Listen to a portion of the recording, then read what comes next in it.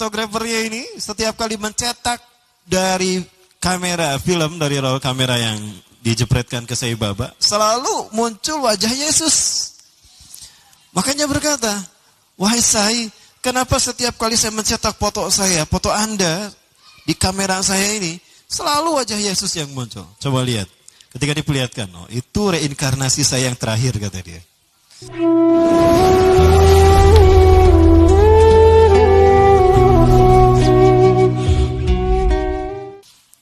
Jangankan Samiri atau Dajjal, Sai Baba saja. Pernah dengar Sai Baba ya? Seorang manusia supranatural, manusia yang lahir dari desa Nilayam Putraparti, India Selatan. Dia pun memiliki 20 ciri-ciri Dajjal. Apa yang bisa dilakukan Dajjal, 20 diantaranya dia bisa. Ya, itu Sai Baba. Dan tahun 95, Sai Baba pernah menginjakan kakinya di Nusa Tenggara Timur. Saat itu Nusa Tenggara Timur, Indonesia Timur dalam kekeringan, kayak sekarang nih. Nah, Sai Baba datang ke Nusa Tenggara Timur, dia menginjakan kakinya 3 kali. Nah, kakinya dihentakkan begitu 3 kali, lalu dia mengatakan kepada air, ya lama, hai air keluar engkau, maka air pun keluar. Sampai sekarang. Sampai ada toren besar dibangun untuk menampung air yang dikeluarkan oleh dia. Pada dasarnya ini adalah izin Allah. Namun ini istidrat bagi dia. Nah, diberi nama di tulisan di torennya itu tulisan Sai Baba Water Foundation. Itu tahun 95 tuh. Ada seorang fotografer yang biasa memfoto Sai Baba. Nah, fotografernya ini setiap kali mencetak dari kamera film, dari roll kamera yang dijepretkan ke Sai Baba, selalu muncul wajah Yesus.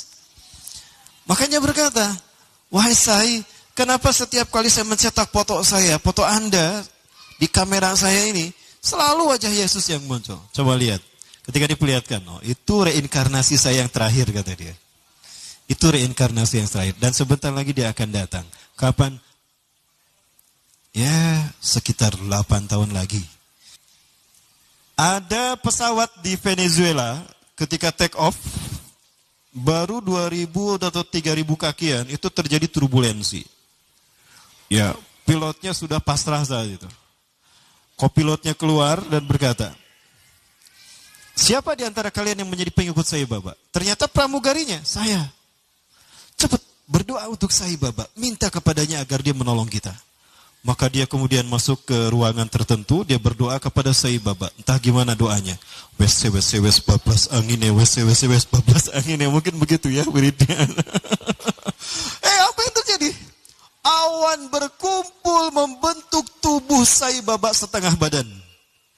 Dan awan tadi bergerak mengelambaikan tangannya. Maka seketika itu pula turbulensi hilang dan pesawat itu normal kembali dan bisa mendarat di tempat tujuan. Landing dalam keadaan aman. Nah, ini Sai Baba. Berikutnya juga. Ya. Masih terkait Sai Baba. Ada seorang janda punya anak 4.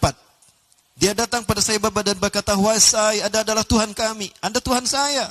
Saya seorang janda sudah 4 tahun ditinggalkan oleh suami saya. Saya punya anak 4, kami miskin Sai. Kami ingin merubah hidupnya. Anda adalah maha kaya Tuhan kami. Tolong kami beri karunia. Sai Baba hanya menggerakkan tangannya, maka emas keluar dari tangannya. Diberikan pada wanita janda tadi. Ada seorang syekh dari Arab ingin menghujah Sai Baba. Ingat Rasulullah pernah berkata, ketika kalian melihat Dajjal, lari menjauhinya. Jangan kalian mendatanginya, karena sekuat apapun hujah kalian, jika kalian tidak yakin dengan keimanan kalian, kalian akan menjadi pengikutnya. Akan ada seseorang ketika Dajjal muncul, dia datang menghampiri Dajjal.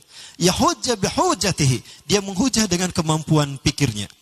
Fasara tabi'an lahu haqqa tabi'in. Ternyata dia menjadi pengikut Dajjal yang setia. Ini terjadi pada Sai Baba. Seorang syekh dari Arab Saudi, maaf dari Timur Tengah, saya tidak sebut Arab Saudi ya, keceletot,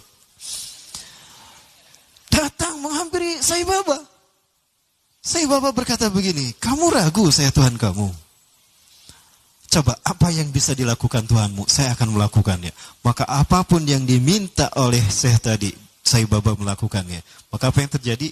Syekh tadi menjadi pengikut Sai Baba yang setia. Hati-hati. Nah, baik, kita masih bicara Sai Baba.